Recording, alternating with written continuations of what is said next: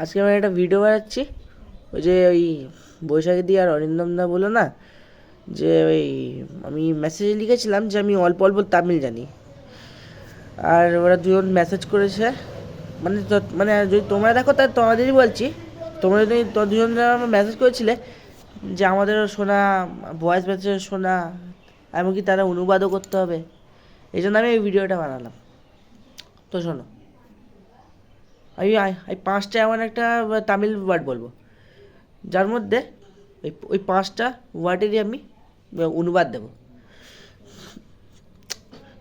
First হলো, যদি কেউ তোমার নাম জিজ্ঞেস করে, মানে যেমনি হিন্দিতে তোমারা নাম ক্যা হ্যাঁ, ইংলিশে হোয়াট ইজ ইয়োর নেম, বাংলায় তোমার নাম কি, তেমনি তামিল ভাষায় ওটাকে উঙ্গল পেয়ার এন্না বলে। উঙ্গল পেয়ার এন্না। টু কোয়েশ্চেন হলো, যখন তুমি কাউকে নমস্কার বা স্বাগত জানাতে চাইছো, মানে হিন্দিতে নমস্তে, বাংলায় নমস্কার, ইংলিশে হাই হ্যালো ওয়েলকাম এরকম করে কিছু বলতে চাইছো, কিন্তু তামিল ভাষায় সেটিকে ওয়াডাকাম বলে। ওয়াডাকাম ওয়াডাকাম বলে। আর 3 নম্বর কোয়েশ্চেন হলো, যদি কেউ তোমার না, যদি তুমি নিজের নাম বলতে চাও, তেমনি হিন্দিতে মেরা নাম নীলাকাশ দাস হ্যাঁ, বাংলায় আমার নাম নীলাকাশ দাস, ইংলিশে মাই নেম ইজ নীলাকাশ দাস, তেমনি তামিল ভাষায় সেই নাম সেটাকে বলে ইয়েন পেয়েন নীলাকাশ দাস, মানে আমার নাম নীলাকাশ দাস।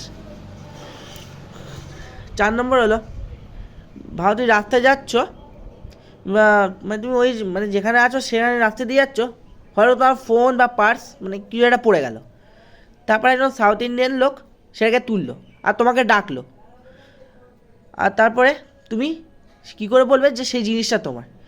মানে এটা বাংলা, হিন্দি, ইংলিশ, মানে এটা তো একটু সোজা।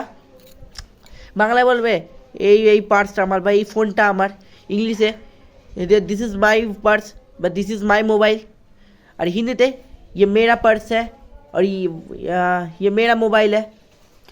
কিন্তু তামিল ভাষায় বলতে হবে ইন দ্য ফোন ইয়েন্নু রেয়াদে, আর ইন দ্য পার্স ইয়েন্নু রেয়াদে, মানে এই জিনিস মানে পার্সটা আমার আর ফোনটা আমার।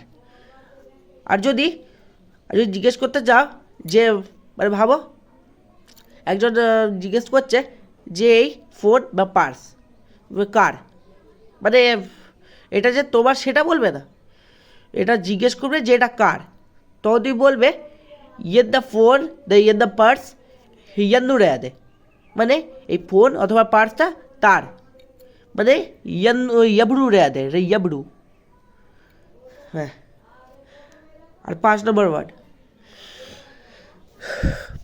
5 নম্বর ওয়ার্ডটার মধ্যে শুধু মা বাবা আর দাদার তামিল ডাক, যেমনি বাবাকে তামিল ভাষায় আপ্পা বলে, মাকে আন্না বলে, আর দাদাকে আন্না বলে, আন্না, এটাই।